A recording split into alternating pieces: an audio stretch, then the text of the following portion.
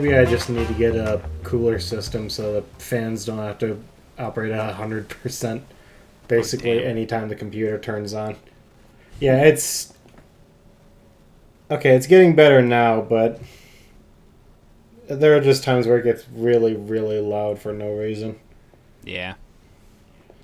Oh, well. Computers, right? Mm-hmm. This is why you buy a console, because they're less maintenance and stuff like that. And they go, eh. A PS5 is just as loud, if not louder than Dude. this. And it can do so much less. I haven't touched my PS5 in months, dude. Oh, same. It's insane. I was like, I started playing playing Rebirth or whatever, and I'm just like, it's fine. I don't know. I'm not really feeling it or whatever. So I was just like, I haven't turned it on since, and I'm just like, man, I was just like, I'd sit here and play that game, and I hear it just go, whoo, and I was just like, Jesus Christ, it sounds like a rocket took off in here. You can get that game on PC now too. I know. I don't know if I care to rebuy it though. You know, I was like, I have a remake, or I originally played the remake on. Well, technically, I borrowed it from my brother. Or no, I didn't. No, I originally bought the remake for PS4, and then I ended up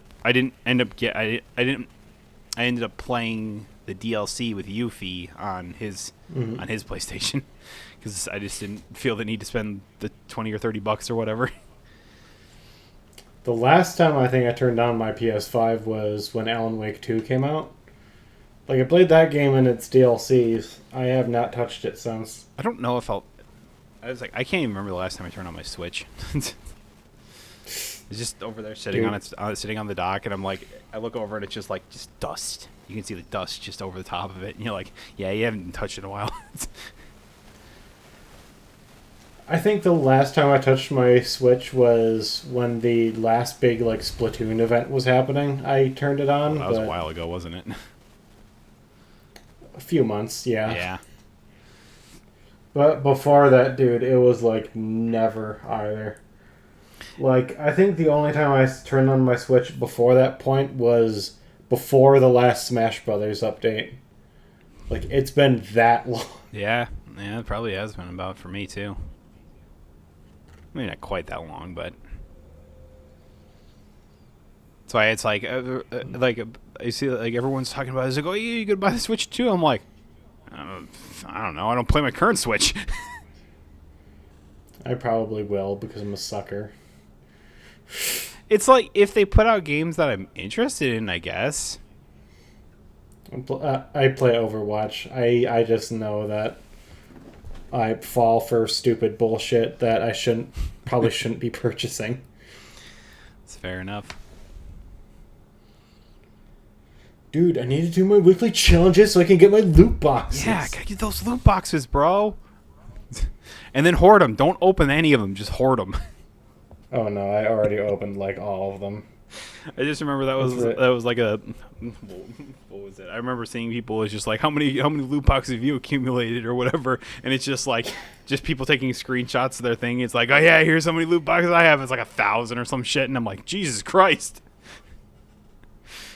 You select the option to open all of them immediately. The game just fucking explodes. That reminds me of an old Hearthstone clip or whatever. I think it was Crip never disenchanted any of his cards that he ever got because he only played Arena. So he'd open the packs from the Arena, but then would never disenchant the extra cards or whatever.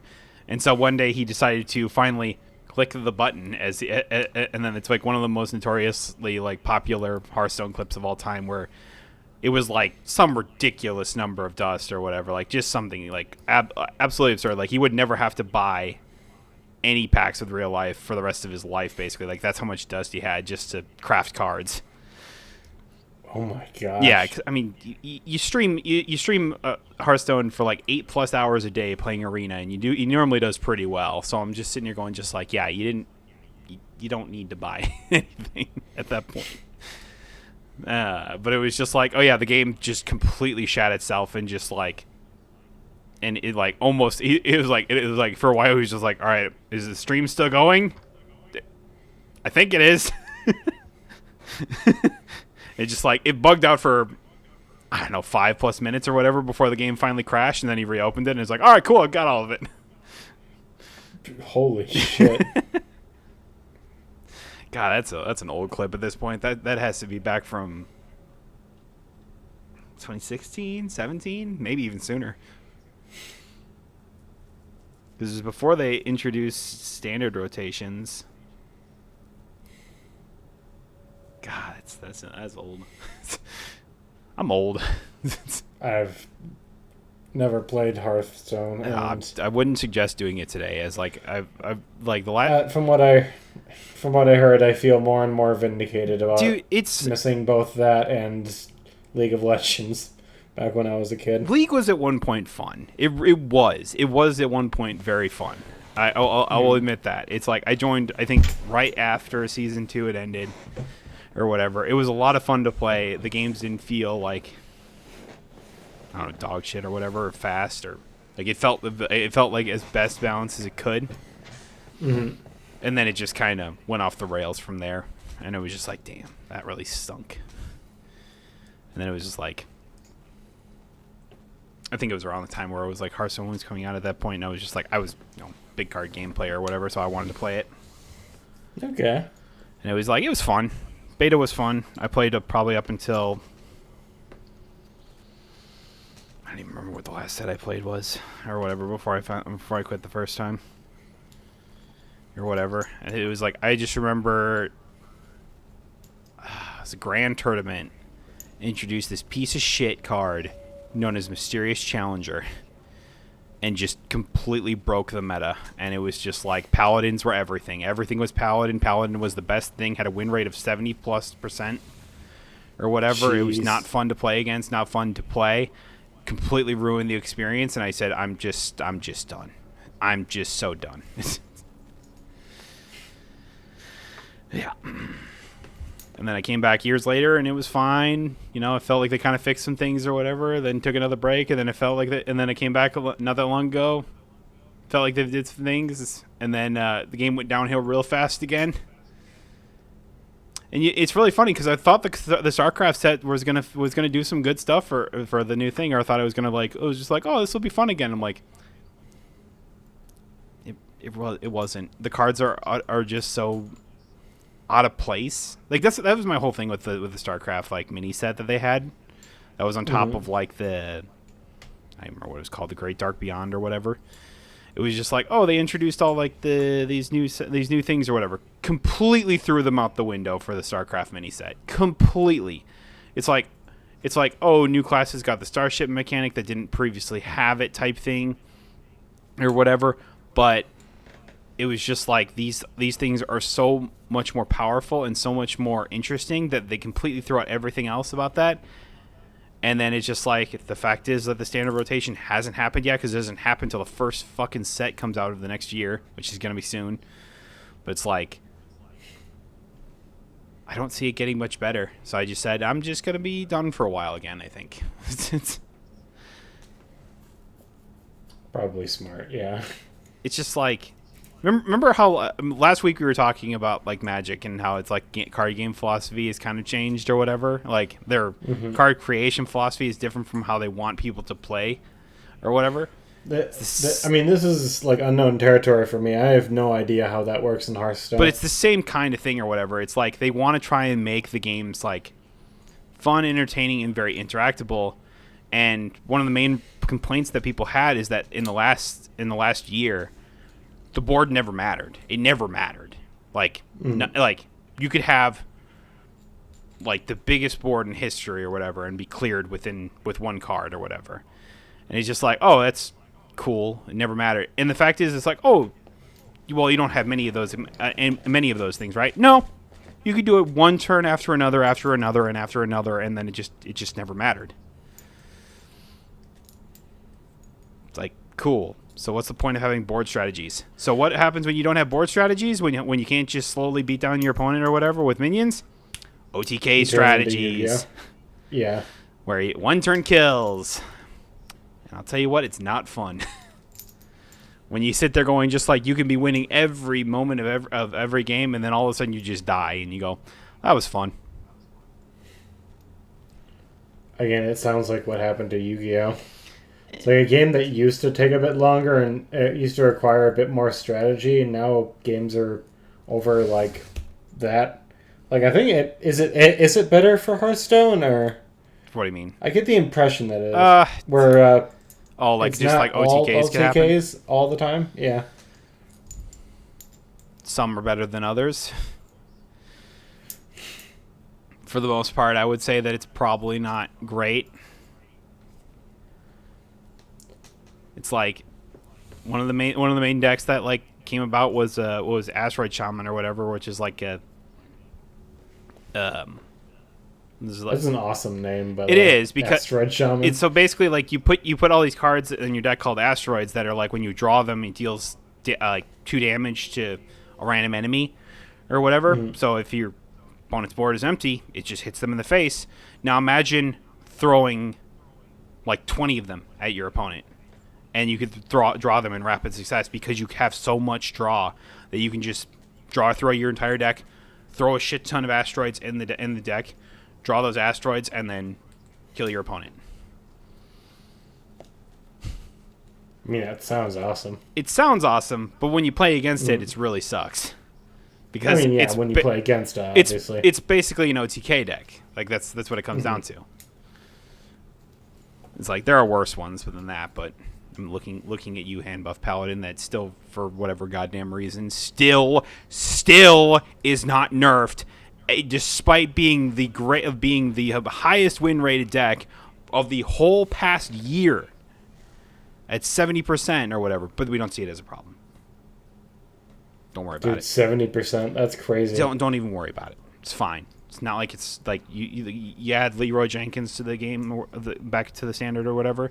So it's just like what? So Leroy is like a 5-mana 6/2 that has charge, so you can attack right away. It's basically haste in Magic terms, and then it summons 2/1/1 whelps or whatever for your opponent. Cool, whatever. It doesn't fucking matter. It's 6/2 a charge or whatever. So now when you hand buff it, so you can buff it while it's in the hand. And then it can easily get 30 attack and just hit your opponent in the face for lethal. And you go, wow, that's fun. What the fuck? Yeah. Yeah, that's fun. That doesn't make any sense. Yeah. It's like at some point in the past year, I really enjoyed the meta. I really enjoyed the game. I thought it was probably one of its best states it had been in a while. And then everything went downhill. I don't know when that happened or... It just happened. That's why it's like I see the spoilers for the new set or whatever. They're going like dragons and shit like that, and I'm like, I do not care. So I think it's just time for me to take a break. Dragons are a scary prospect in most card games. Yeah, Hearthstone's probably one of those that isn't that though. Okay, that's good. For whatever reason, it feels like for as long as I played Hearthstone or whatever, it's like some of the dragons are useful. Like Alexstrasza was pretty useful for a while there. Ysera was okay for basically forever until it was dog shit. And then like Malygos could OTK people because it just says, oh, all your spell damage is +5.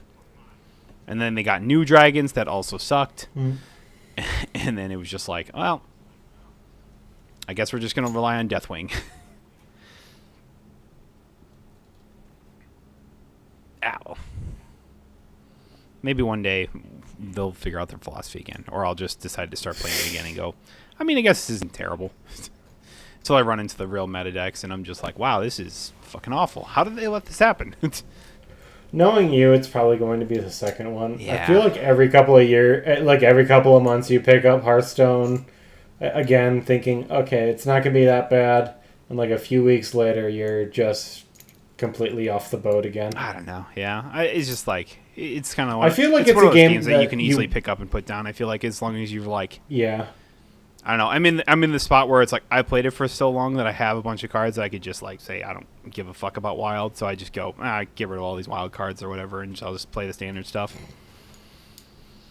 And you can do it fairly easily or whatever. It's like I'll say this: Hearthstone's probably the best it's been for free to play players in a long time. Okay. I'll say that much. But if you can stomach just the pure just garbage,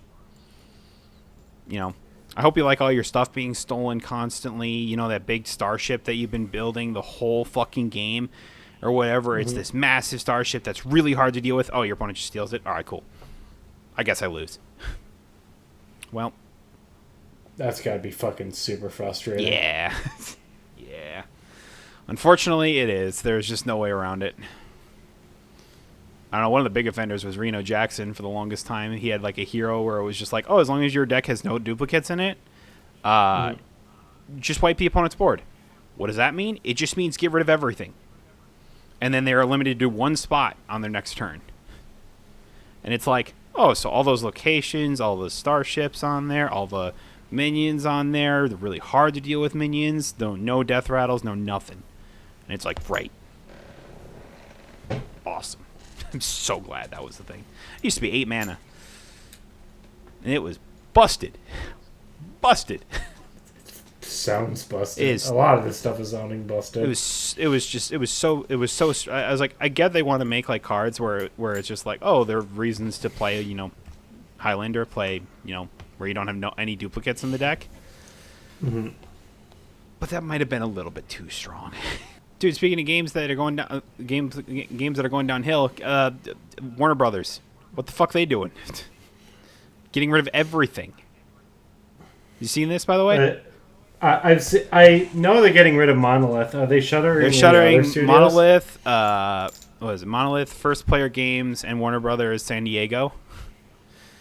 And it's just like, oh, so basically the studio that made, you know, Shadow of War, that was working on the Wonder Woman game that has now been canceled. The what was it, Multiverses and the Suicide Squad Kill the Justice League studio as well. So just all 3 of those. They also made a bunch of really good FPS games back in the day. Yeah.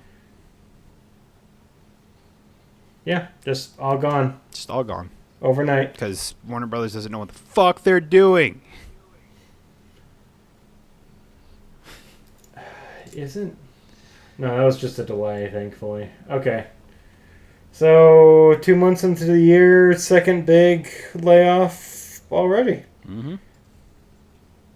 Going strong so far. Maybe we can beat last year for layoffs. Yeah, really, dude, that's working strong. Dude, that's fucking, like, did they say, like, was Wonder Woman just not going well? And that's, I don't know. My guess is they probably just don't really care to try and make their money back on it. And it's like, oh, we can keep sinking more money into this, or we can just call it there because we don't think it's going to be a success. And I go, wow, that's fucking stupid. You know, the big one was, it was probably Suicide Squad Kills the Justice League. And they killed the Justice League indeed. Yeah. If there was any Justice League game they were working toward, it's dead now.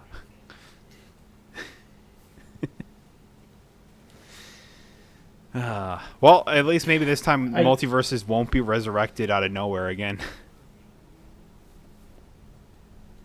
I mean, that's whatever. I just don't give a shit. Like the idea of these, you know, great studios being, you know, just canceled, tossed aside because, you know, a live service game that they probably didn't want to make didn't and inevitably ended up just not working.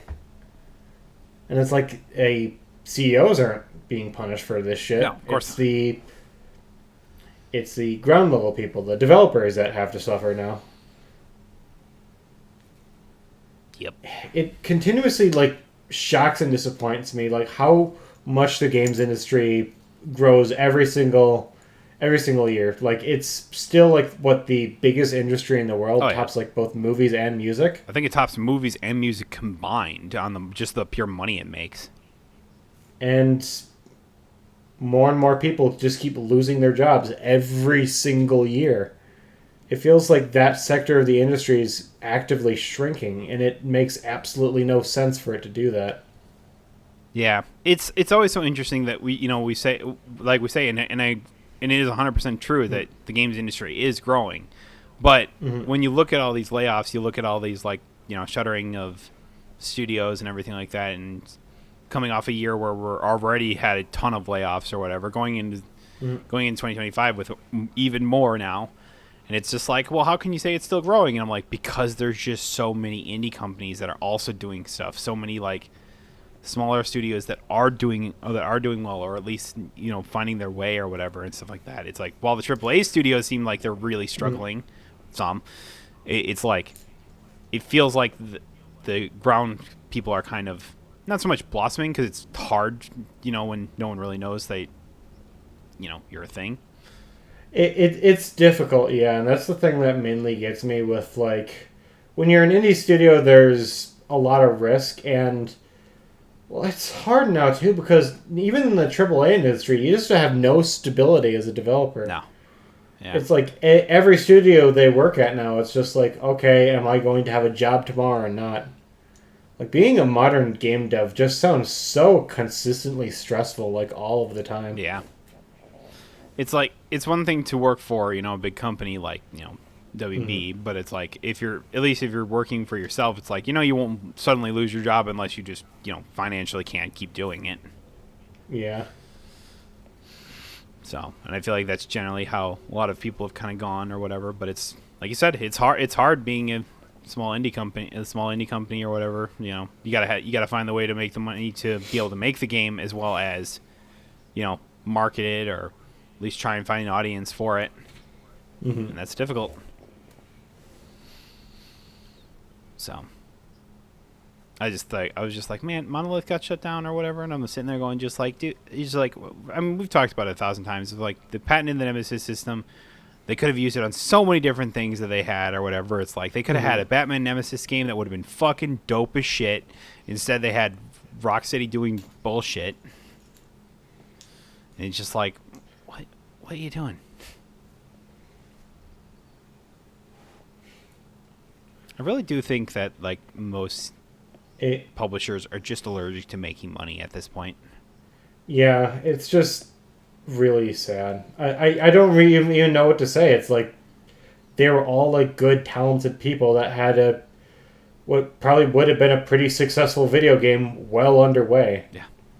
It's like, what the fuck are we even doing at this point? Beats me. It's funny part is I didn't even see that one coming.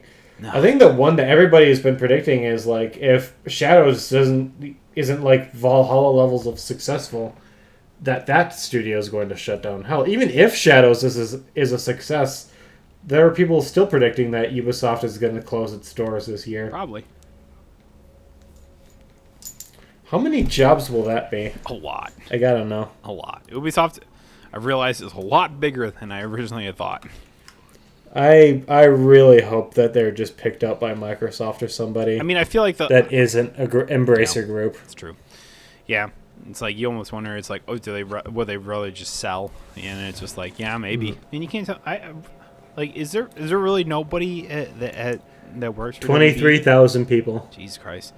Is there really no one at WB that was like, oh yeah, let's use this Nemesis system game that everyone says is really good and really interesting and stuff like that, and let's throw it into like some like superhero games or something like that, and no one just said yes to that? Are you kidding me? Well, all the developers probably wanted to. I know, do that. but I'm just saying that some dumbass didn't approve that. Come on now. Yeah, from their perspective, like that's the reason they copyrighted it. They figure like other companies are going to want to do this, so let's just copyright it and license it out to other companies for profit. Yep. And then when nobody else decided they... I can't wait for however long the patent it takes for the Nemesis system to go away, and then only to see like this what they'll call a new crop of games to show up or whatever that include this system that we haven't seen for like however long it is type thing.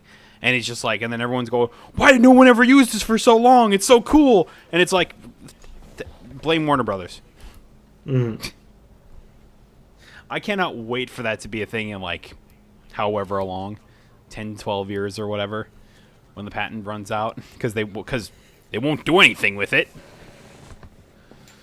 So eventually the patent will run out. Has it. They'll just watch. They'll make a game that has it, just like something super low profile and fucking cheap. Kill them. That's what WB does, though. It's really weird too, because in that message where they announced that they were shuttering Montreal, they're like, yeah, we're gonna focus on Mortal Kombat, fucking Game of Thrones, which. Okay, and then we're gonna focus on that and DC. It's like, okay, you're gonna focus on DC. You just canceled a Wonder Woman game. What do you mean you're focusing on DC? Right. No, what they really wanted to say is they want to build. They want to make the Justice League equivalent to Marvel Rivals. We all know that's what they want to do. They have actually came out and said like that's what they want to do. Exactly. They want to make Marvel Rivals, but DC. The Justice League Rivals, the Rivals League, League of Rivals. I don't know. It'll be something stupid like that. I mean, good luck with that. I mean, with fucking Marvel, if they're just looking to do like, oh yeah, let's just do the thing that we like, it's going to be cheap imitation that no one's going to pay attention to. It's going to shut down super quick because everyone's going to be like, oh, it's an obvious ripoff. There's no effort behind this. Let's just keep playing Marvel Rivals. Or hell, people are going back to Overwatch now. Yeah. It's like, I'd like to think that we're going back to the world of like hero shooters all of a sudden, because like Marvel Rivals showed that, it's not dead if you make like a halfway decent game with characters that people like, basically. But companies are going to pick up the wrong lesson and think, oh, just hero shooters are back. Let's make a hero shooter. Oh, absolutely. Then they're just all going to end up like Concord. We're back at 2016, baby. It's all come back around. After hero shooters fall flat again or whatever, everyone's like, all right, we can be the next Fortnite now, and we're gonna get into the battle royale scene again. And you're like, Jesus Christ. And there was like 20 billion of them, dude. You know what shocks me the most about like WB and the Montreal shutdown? Mm-hmm. You guys had the fucking Lord of the Rings. You're the company. You're the company that can make AAA Lord of the Rings games. How do you fumble the bag that badly? Like, you know how much like some companies would kill for an opportunity like that. Yep. You had Ubisoft Montreal. Like, you wanted to. You go ahead. You could devote a whole fucking studio like Monolith, like who was literally made Shadow of War to make Lord of the Rings games. Devote a whole studio to it. And people would have loved it. Some maybe would have flopped, but a lot of them would probably succeed. If you want to make a Wonder Woman game, give it to the studio that already makes superhero games. Just give it to Rocksteady. And it's like you have Monolith. You have a studio that has experience, a bunch of experience making like wildly successful Lord of the Rings games. You have the most well-known and like celebrated fantasy franchise in the history of the world on your side. Just put Monolith on another Lord of the Rings game. It doesn't need to be. It doesn't even need to be a Shadow of War sequel. No. It can be fucking anything. Anything. Nope. What a complete waste of time, money, and potential. Oh my god, it's so frustrating.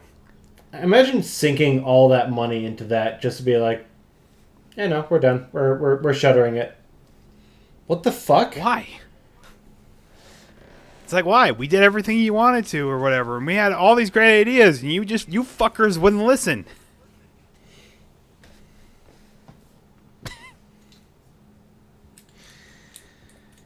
Yeah, I know. Like I said, they're just allergic to making money, I swear.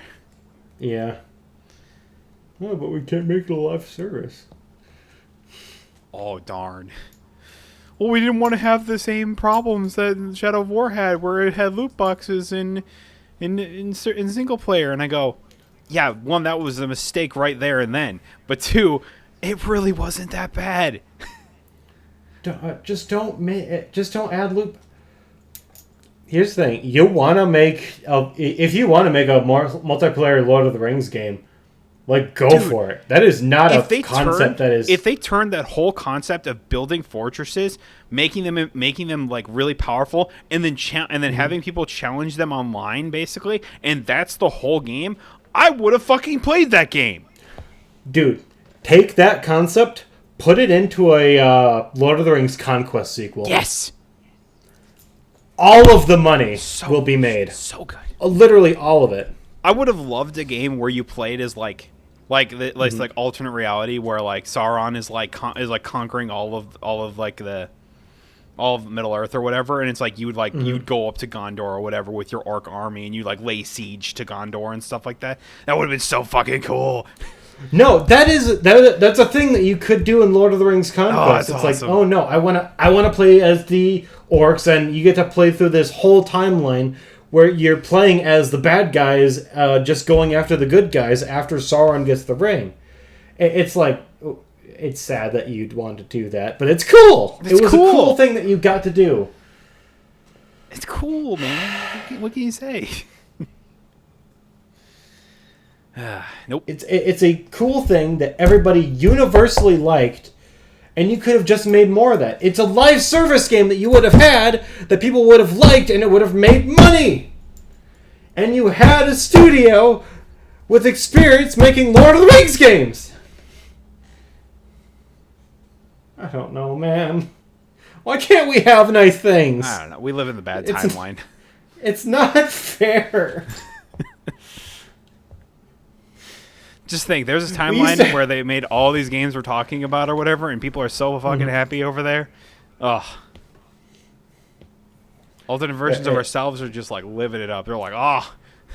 We're just talking on this podcast being like, man, there are so many good games coming out.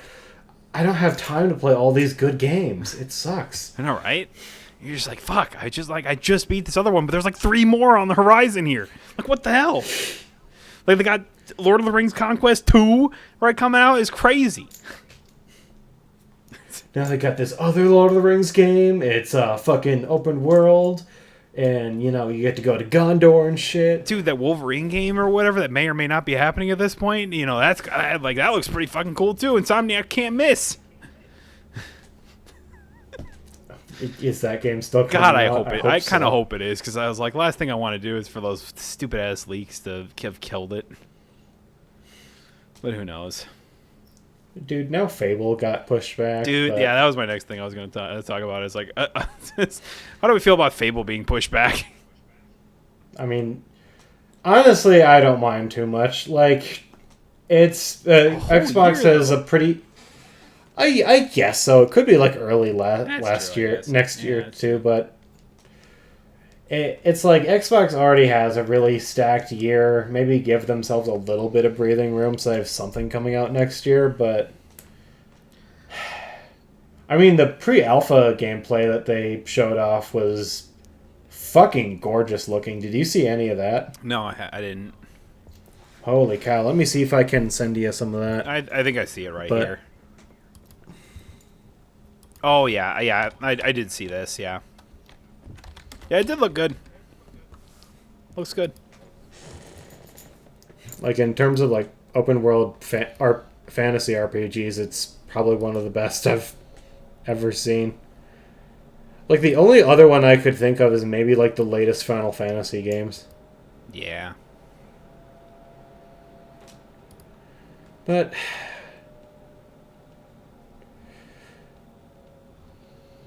I don't know. I always like it when games look good, but I'm at a point in my life where I just don't really care. Yeah, like, it's like, yeah, I'm with you, right? Like, I like games to look good, but overall, if the game suffers because you're spending so much time on making the graphics look as good as they humanly can, and not really focusing on the gameplay or, you know, just generally like how the game plays,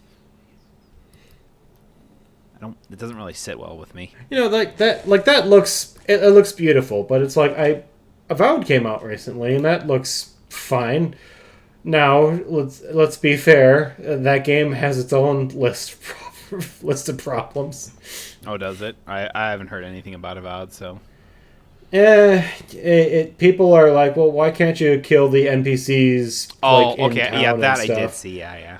And why can't you kill the wildlife? And it's like, I can, I personally can see both sides of the argument where some people are like, okay, well, why would you want Yeah, to why do would you that? want to? Why do But you at the same need to time, it's do fun. that? It's fun. It's, yeah. And I'm very much in the camp of like, I get the people that are like, well, that's not what the game is for. You shouldn't want to do that. But at the same time, it's like, well, you shouldn't want to do that when in the Outer Worlds games. Yet those games they allow you to do that if you want to. That's the point in having like the free and open world. Or even going back even further, Skyrim allows you to do that.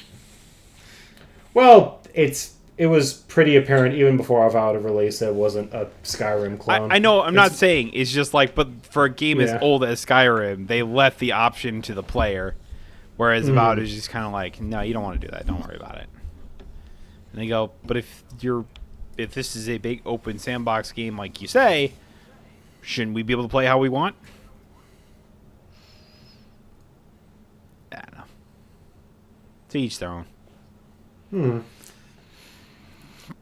I mean, I'm going to be like also a little transparent here. I haven't played it myself. I want to put that out there. The gameplay when you're playing as like a magician or as a wizard looks sick as hell. Like being able to throw fireballs and create like those black holes in first person. That all looks really really fun, but it's a little disappointing, especially coming off the backs of a game like Pillars of Eternity, which was a Baldur's Gate like. Mm-hmm. I kind of hope that we just get a Pillars of Eternity 3 that does play like Baldur's Gate 3, as opposed to something like Avowed 2. That's what I'd be in favor of personally. I can see that. Now, how are you feeling about Fable being pushed back? My only concern is that, what was it? The last Fable game that came out in 2017, was it? I read it somewhere here just a moment ago. The new spin of Fable was first revealed to the Xbox way back in 2020. It's the first Fable game since 2017. Fable's The Journey back in 2017. So it seems like I'm gonna go ahead and not really count that one. That was a spin-off, fair. It was a fucking Connect game. Oh, really? I didn't Yeah. know that. I was just kind of reading off of this article I was reading this from. Dude, literally just look up the title Fable The Journey. It was an open world and it was not an RPG. It was very, very bad. Yeah. So the last mainline one came out in 2010. Yeah, it's been a while, Mm-hmm. It's like, what were you doing? It's like... I mean, let's be fair. Xbox has been on a bit of a weird path ever since the late Xbox 360 era. Like the whole, when the Fable went dormant was the beginning of the Xbox One era, and that was rough. That was really rough times for Microsoft. But yeah, I agree. It's been a hot minute since we've My bigger concern is that it was shown off in 2020. I remember that. I remember that initial teaser for it, and everyone freaked out about it. And it's like, They announced it way too early. Obviously, you did it prematurely, but it's like, you've had 5 years and you still need a little bit more time, which is like, okay, I'll give you the benefit of the doubt here, but I don't know. Well, was the game in? Who is the studio that's working on it? Because I think they were also Playground Games. I think it's Playground. And so they were co-developing it alongside what's it called? The Forza Horizon games. Yeah. So maybe I don't know.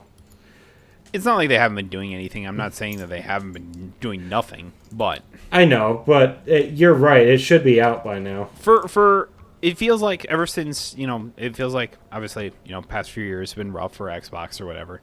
And it's like it feels like now they're finally shaping up to try and actually like, do something or whatever, or at least put out games consistently, or at least they're trying to in a ways. And it's like, ultimately this could be nothing. Ultimately they just want to give it a little bit more time, because basically those first like few years were just kind of in utter disarray, because that's just what Xbox was, in utter disarray. So it's just like, yeah, maybe now they're finally getting their shit together, and they're like, well, we just need a little bit more time for it to really, really show off or whatever. But it's like, I don't know. If it gets delayed again, then I think you start to get really worried about, are we going to have a Cyberpunk situation on our hands, or is this going to be like I'll give them the benefit of the doubt. It says they need a little more time, because like I said, like the scenario I kind of laid out, but it's like we'll see. I've very much been trying to be devil's advocate with this shit. At the exact same time, you're right. They announced this a long time ago, and it should absolutely have been out by now. Yeah. So, how do I feel about it? Not great, if we're being honest. I mean, yeah, it sucks, but yeah. It's like, really what it is, like, are you worried? Is like basically this, like, are they going to redo it from the ground up? Is it going to be like all of a sudden we're going to hit like another big delay or something like that? I very much anticipate that this is purely a polish type thing. I would hope. Because let's do it realistically. Let's think like let's say that Fable was probably going to come out like holiday of this year, so like November of this year. Like you said, if it gets pushed off to, early next year or whatever, it sounds worse than it actually is then, if that's truly the case. That's what so Fable was always going to come out late this year. I was anticipating it was probably going to come out like October, November, like right before the Game Awards type shit. Yeah. So it's probably, if I were to guess, going to be delayed to like May of 2026 or something like that. I don't know. We'll see.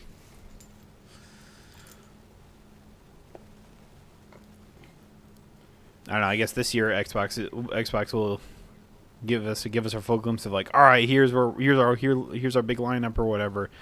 Let's see if it's actually like something that they can go like, yeah, it was really good, or if it kind of like a little fell flat.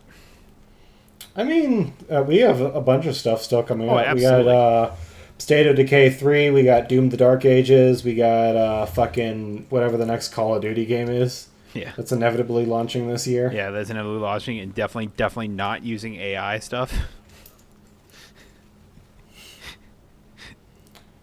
Man, you guys got rid of Bobby Kotick and immediately jumped into using AI. What the fuck is wrong with you? Dude, did you see that whole... I don't even know what it... So, I think Xbox is trying to train AI on how to develop video games all by itself. Let me I did read something about this a while ago, and I just kind of laughed it off. It's scary, though, because obviously it's going to be shitty now. But if companies can get to a point where AIs can just like develop video games, Xbox pushes ahead with new generative AI. Developers say nobody will want this. Yeah, that was the thing I kept seeing or whatever. It's like that they said that, but despite them trying to do that, they see no value being generated whatsoever off of it. Mm-hmm. We are implicitly empowering a class of people who own these tools and don't give a fuck about how they reshape our lives. That is a hard fucking quote. Jesus. Like, that goes really hard. Yeah. Imagine that beloved games lost to time and hardware advancement could one day be placed on any screen with Xbox. The exciting okay, that's from Microsoft. I think what they're trying to do is that they're trying to use these AI to update older games so they work on newer hardware, which okay. At the exact same time, it's like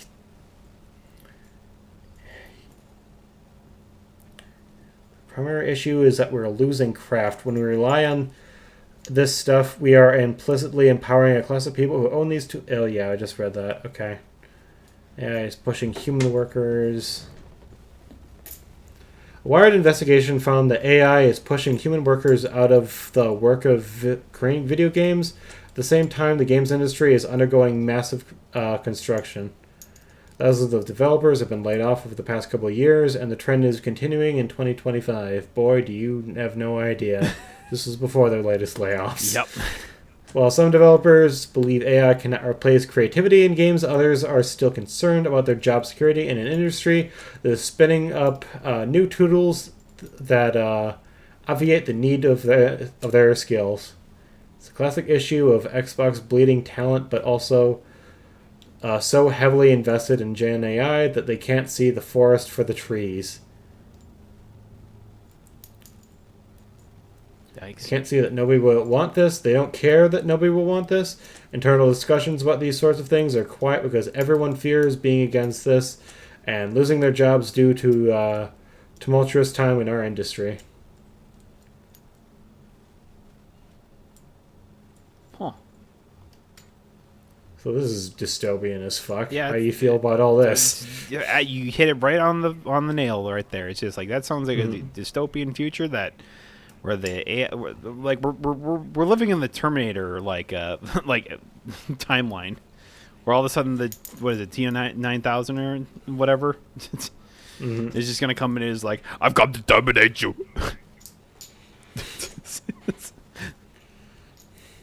You are the one that brings destruction upon the world. I should make your video games now. Ha ha. Imagine that all of a sudden, like we see like Arnold Schwarzenegger, like when he's like super young or whatever, and he's like, "Yes, I came to you in this form because I knew it's something you liked."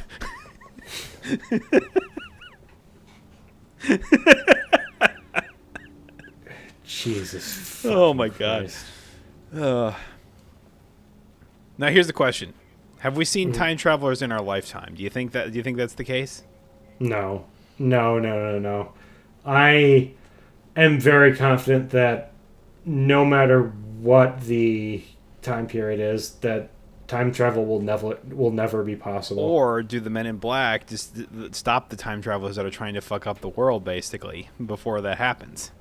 No, very, very much doubt that. If they're so technologically advanced that they can travel through time, it's like I don't think a bunch of like modern day CIA agents are gonna do shit about it. No, I mean like like the future CIA people will be like stopping the future, like people trying to go back in time to fuck up everything or whatever. We'll have like a whole maybe. like time police or whatever. And they've just been slowly working their way to fixing the timeline that may or may not result of needing to be fixed. This is just a Men in Black subplot that you're just thinking of. Isn't this literally the plot of Men in Black 3? I don't know, is it? I've never watched it. I'm almost positive that one's about time travel. Yep, this one's about time travel. Let's see. So soon gets an unexpected chance to find out what makes Kay tick when an alien criminal called Boris the Animal escapes and goes back to 1969 and kills Kay. With the fate of the planet at stake, Jay goes back in time and teams up with Kay's younger self to put things right. That's awesome. So you just accidentally described the plot from Men in Black 3, I'm but telling on a you, grandiose scale. I'm a time traveler, but I just don't know it yet. And yes, I did. I absolutely did do that. I think I like inadvertently like watched a stupidly long YouTube video for some reason. Oh, I love about going like down how those rabbit holes. Yeah, about like how time travel is fundamentally flawed and would break the space-time continuum or something like that. Yeah. So it's a cool idea to think about, though. It's a real, But real neat idea, but man, would that be used for the wrong reasons. hmm Now, what do we think the odds are that the government already has a working time machine, and it's like hiding away in Area 51? 0. What do you, would you, I want full conspiracy theory on you. It's with the aliens. They know how to make it, and we swear to God, it's the aliens. Those little gray men. Man, people keep coming up with like, oh yeah, in Roswell or wherever they have like a corpse of an alien or aliens have been here before. It's like, motherfucker, if we had contacted aliens, do you know how impossible it would be for even people as powerful as the U.S. government to keep shit like that a secret? There's absolutely. Especially with Donald Trump as president. Are you kidding me? I believe there are aliens out there. I do not believe that the government is keeping the existence that we have contacted aliens a secret. I consider that a complete impossibility. And then you have all these weirdo conspiracy theorists that are like, oh yeah, there's a spaceship on the opposite side of the moon. Little green men have been here, absolutely. That's where their base of operation is, on the dark side of the moon. That's why we don't go back to the moon. They stick probes up our butts, and people are going back in time with iPhones. It's why you know how you see all those, like, you see the random just like UFO videos or whatever, and it's just like every fucking UFO one you see is just like, it's fucking shaky, it's like stupid, like potato quality, and I get, well, it's super zoomed in and stuff like that. I get that, but it's like, you can't have something better. Back in the day, we had all these like blurry, shaky videos of fucking UFOs, and now mysteriously nowadays, when we have better technology to record this so shit, much good technology. They're just not fucking showing up. Yeah, funny right, how dude. that works, huh? And then now we have then there are all those stupid ass. I have an aunt that loves watching these overly long documentaries about UFOs and how like aliens visited the Egyptians and they worshipped them as gods, and time travelers absolutely went back in time with all this technology and all this other obvious bullshit. And it's really funny talking to her about it, being like, yeah, no, aliens have been here. I know they have. It's like, you don't know shit. Obviously, they've never been there. We've never time traveled. There is no magic, and everything is sad and gray and boxy and corporate. What do you mean? My letter's in the mail. Oh, my letter's in the mail to Hogwarts. There is no Hogwarts. There is no Santa, and everything is sad all of the time. There is no Easter Bunny, and there is no Queen of England.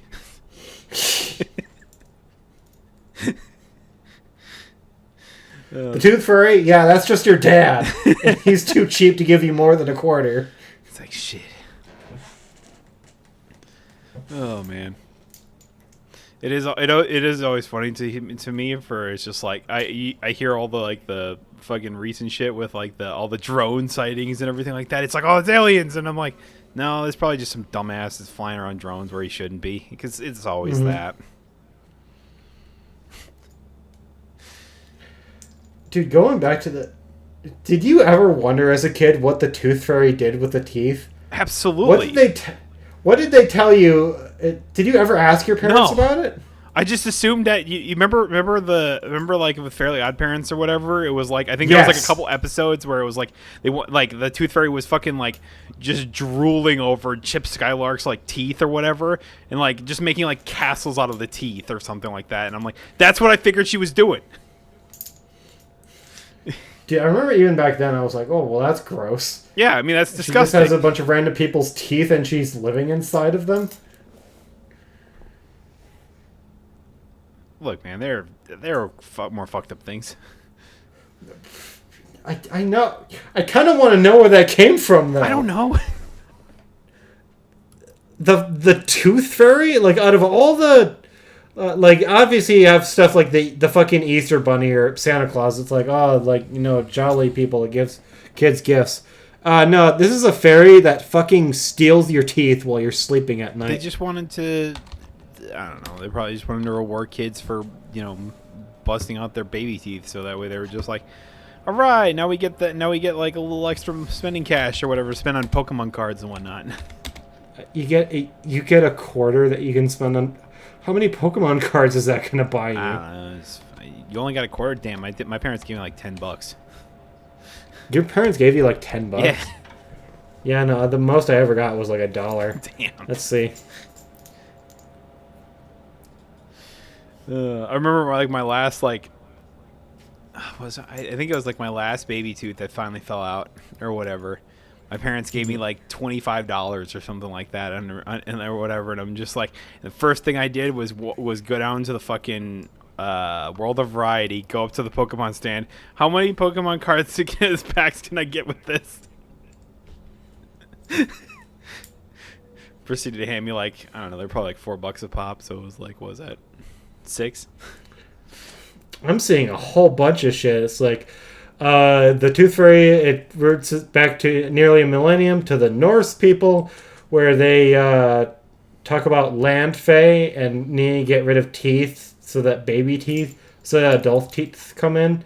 Then there's this one, the Dark Ages. During the days of witch hunts, people believed that witches could curse someone using their lost teeth. Because of that, it is imperative that the baby teeth be properly disposed of to save children from hexing.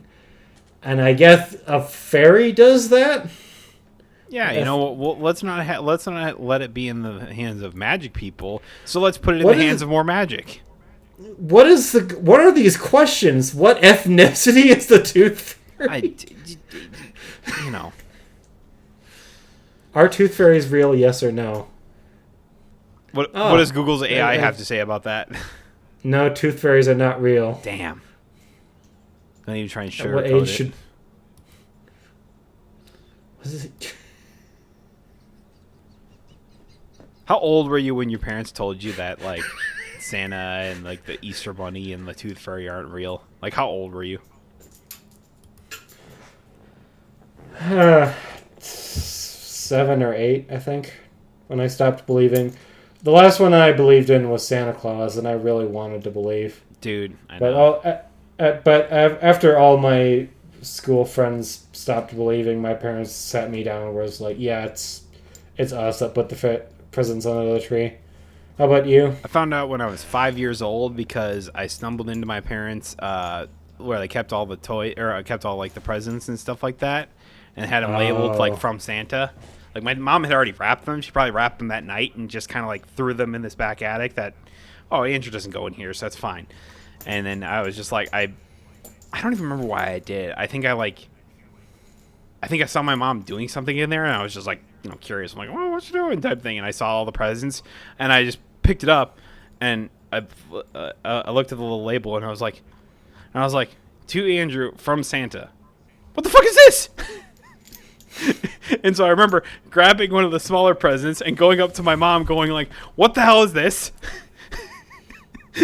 And she's like, oh, it's, you know, sometimes the Santa just needs to, maybe he just delivers them a little early because he's running behind this Christmas and stuff like that. I'm like, Santa's running behind, but he has to do it all in one night.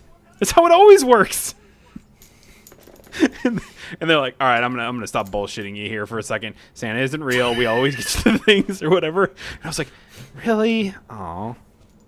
Did they actually say we're gonna stop bullshitting you? No, that's just okay, me. That's yeah. just me paraphrasing it. I was like, all right, I'm not gonna lie to you, right. type thing, or whatever. It was like, I'm not gonna lie to you anymore, or whatever. So, and then it's like they hold on, the story's still going. So okay. I look up to her and I go, damn,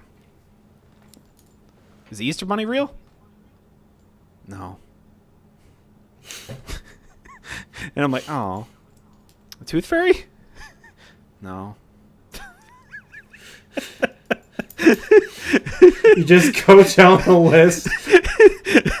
Just every like little thing I could think of is just like I went down that list and I'm like, damn, I'm 5 years old. I should know that.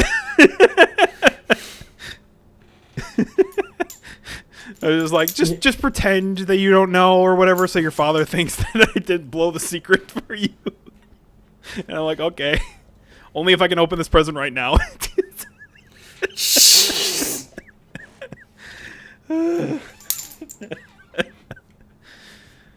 Oh fuck!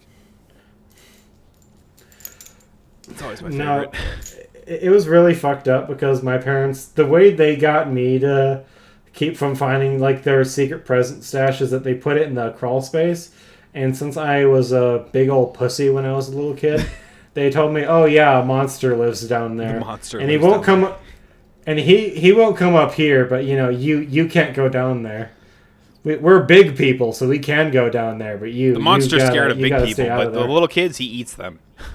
Yep. Yeah. No. Like exactly, literally that. Awesome. So I was just living in constant fear, thinking that there was a monster living in my fucking house 24/7. That's where they were keeping all the gifts at. I think my dad fucked with me once like that or whatever. I was like, I think I was just like, I was 13 or whatever, and like, brother was like 6 or something like that. They were like leaving to go have dinner with like family friends or whatever, and they didn't want to take us along because it was adult time or whatever. And it's like, oh, you're old enough to, you know, be by yourself for, you know, a couple hours or whatever. So I'm just like, all right, yeah, that's fine. Just keep an eye on your brother, you know, just watch TV, whatever, you know, stuff like that. I think I got to rent a movie or something. And it was like, all right, cool. So sitting down or whatever, parents leave, watch a movie. It's like an hour and a half later or whatever. I don't remember what movie it was. And all of a sudden we hear, like, it's just like houses settling noise or whatever. It's like you hear like the little like creak of like some like floorboards or something like that. Or whatever. And me and my brother, it was like dead silent because we just finished the movie. Dead silent. And we're like, what the fuck is that? Like, what the fuck is that? We were so scared because it was like the first time we had ever got to stay alone by ourselves or whatever. And it was just like, I was like, it's like, and then my brother looks over at me and is like, it's the monster. And I'm like, what? He's like, yeah, Dad told me there was a monster that lives in the attic and I shouldn't go there. And so I was so convinced that the monster, knowing that we were alone, was going to come get us. I was like, I'm 13. I'm like, I should have known better. That's so funny. I should have known better, but I was just like, what the fuck? Dude, I was still crazy. 13 is when I watched Acceleracers. You don't get to feel bad about believing in monsters at that age. Dude, you know, and here's the thing that I think convinced me more and why all my senses were like gone at that point. About 6 to 8 months before that was the first time I watched It. Like the original? Yes. It? Okay. And that's why I was just like, I was so convinced there was a monster. Like, I was so convinced that Pennywise was going to come up out of nowhere and was just like, hey, where'd you go? Whatever. And it was just like, Jesus Christ. It didn't help. It didn't help at all. No, I can't imagine so. I was like, it's probably like another half hour before my parents came back or whatever, and it was just like, oh my God, thank God. I'm not sure if we've ever had this discussion. I remember it now because I said the word Acceleracers and me and Brendan were talking about it last night. Fucking Acceleracers. That is the most unintentionally racist kids TV series that I've ever seen. Is it? Have I talked to you about that? No. So in the first one, World Race, the rich white surfer guy accidentally saves all of Africa. What? But no joke. Like, he gets the prize money or whatever, and he's like, yeah, I don't need this. You guys can have it. Also, why are you at war? War is bad. You guys should just stop. I can show you this. It's real. And it's really fucked up. Sounds fucked up. And this, African prince guy who's a race car driver for some reason, legit, word for word says, "Thank you, my people, thank you. We owe you everything." My people, thank you. Then in the sequel series, Acceleracers, right?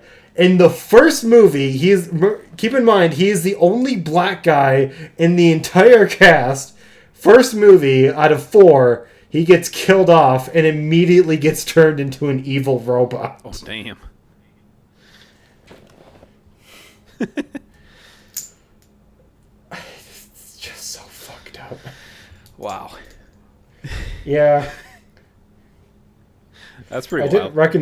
didn't recognize it when I was a kid, but obviously, yeah, that looking back, that was probably really bad. Do you think Hot Wheels will ever make a sequel to Acceleracers? No. Beyond doing what they did and just adding some of those cars to like the latest Hot Wheels games on Steam or whatever, they're not going to bring that series back ever. Because here's the thing, I feel like they know people are going to go back and see that because they have this new Acceleracers thing out and just be like, let's do ourselves a favor and avoid all that. Let's just not deal with that. Mm-hmm.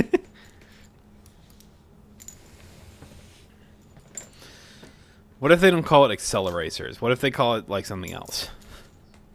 They've tried that a few times already, actually. Like making different, like, stupid cartoons called, like, I think the first one was Battle Force 5 or what.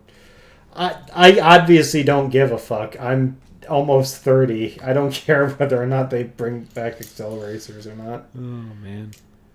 I am very happy that I don't have to engage with that series ever again. But I know I'm going to because I'm a cringe adult. You know that eventually it's just like they're gonna make Acceleracers the next generation or whatever, and it's just gonna be like you're gonna be like, oh my god, I gotta go see it. Nah, I'm gonna probably get really drunk and then cry a whole bunch. Because the torment never ends. Oh. Dude, weird experience watching a movie recently. I told you how I went to go watch the new Paddington movie, right? Yeah. So, obviously it's Paddington in Peru. Not as good as the second Paddington movie, by the way. But it was really fucked up because one of the main antagonists is this really creepy looking nun. And there are all these shots where Paddington is slowly approaching something that's just off screen.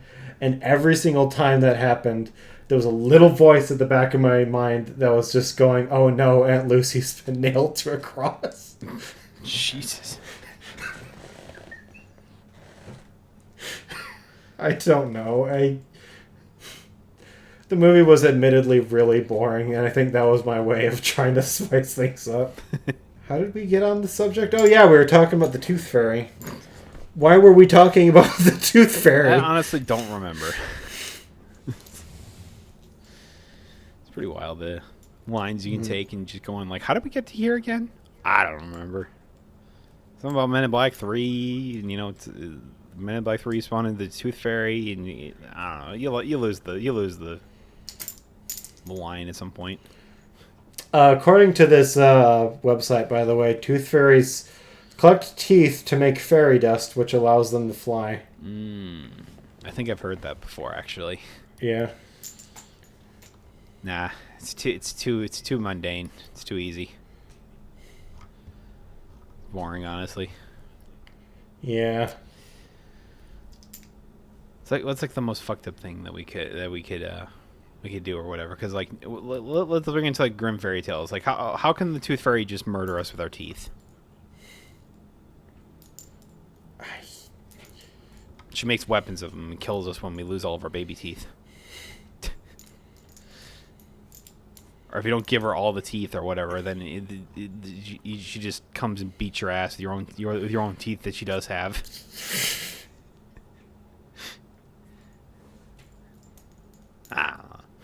Yeah, I'm.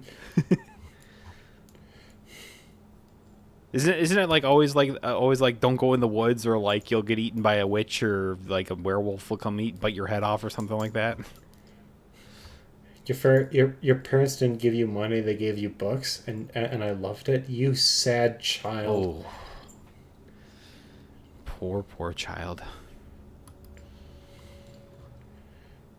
It's like what did your parents get you on Christmas? Socks? And only socks? Damn.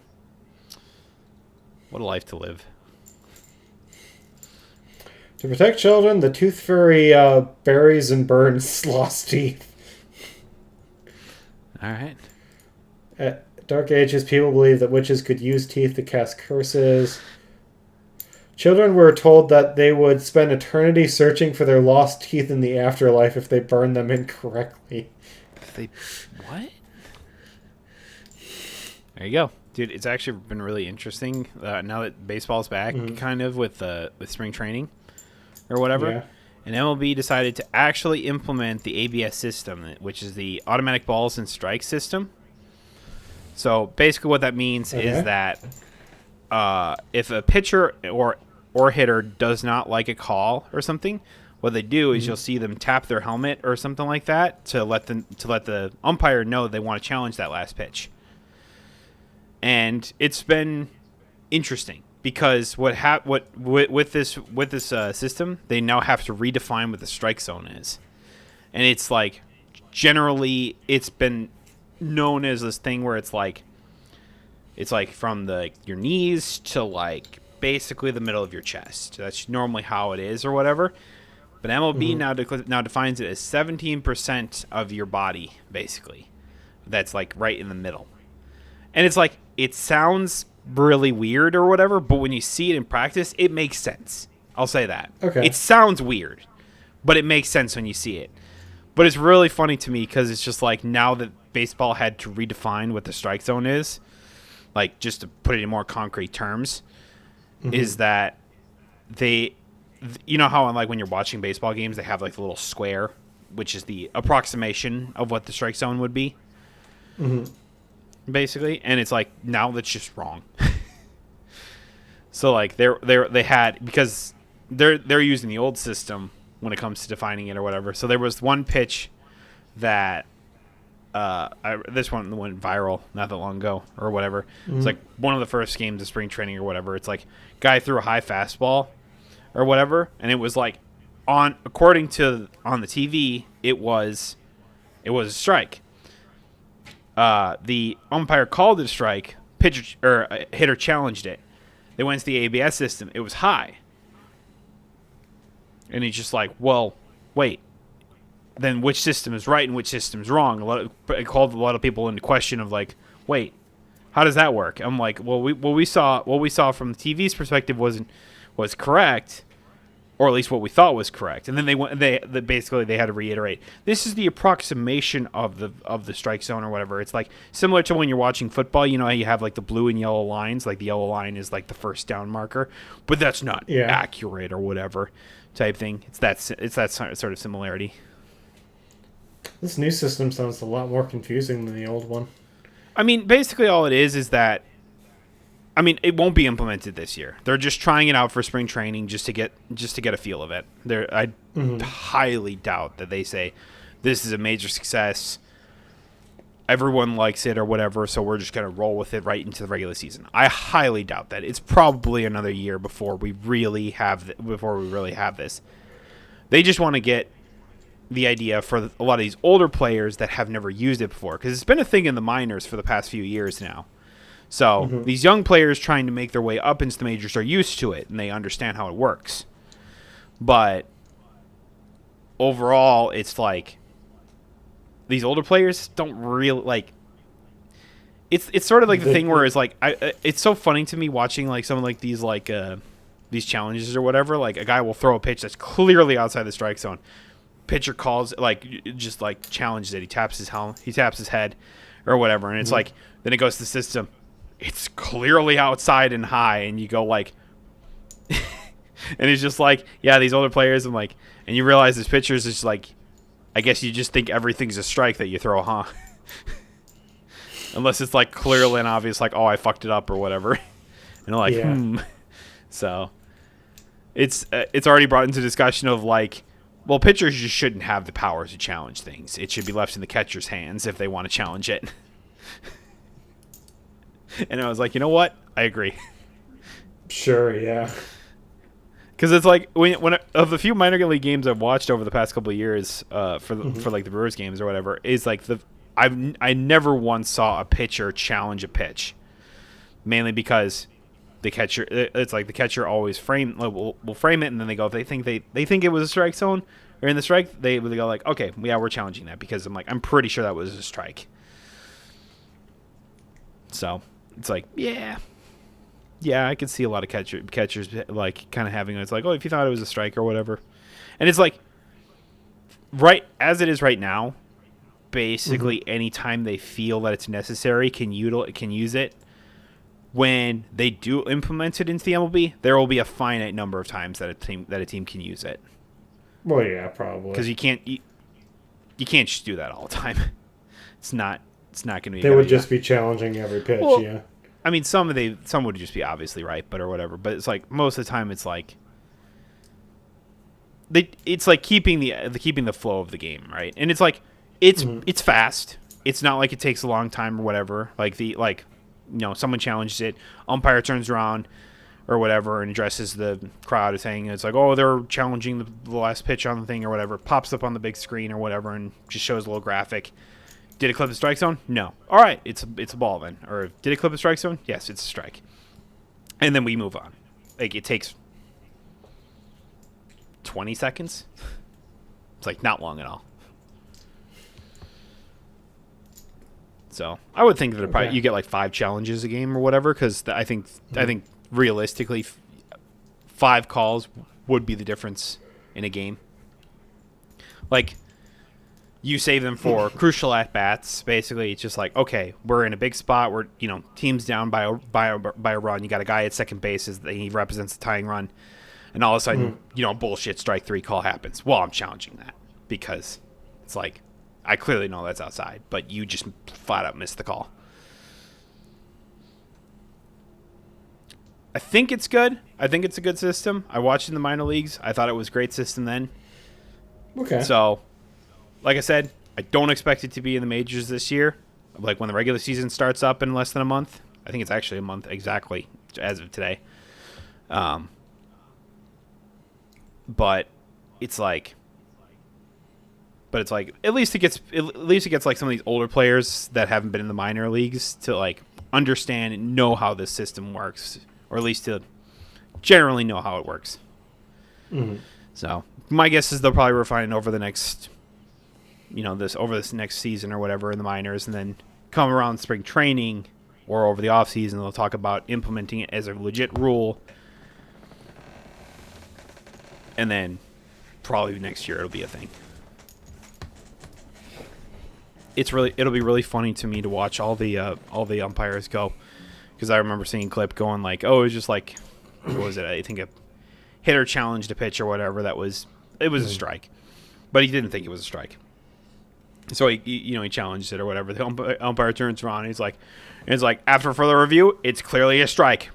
All right, moving on. And it's just like all these old guys that have just like, oh, I've never been really challenged and stuff like that. I can't believe they're questioning my authority type thing or whatever. And it's just like watching them get butthurt about every missed call, or it's like, look, I was right. Jeez. That'll be the most fun of it all. That's all I wanted to say about the thing. So we can call it there. If you got nothing else. Yeah. So, yeah. There you go. So much for listening to another episode of It Never Ends. And all that good stuff. So be sure to follow the links down below. Follow the podcast. Tell people about the podcast. And I guess we'll see y'all next week. Bye. Bye.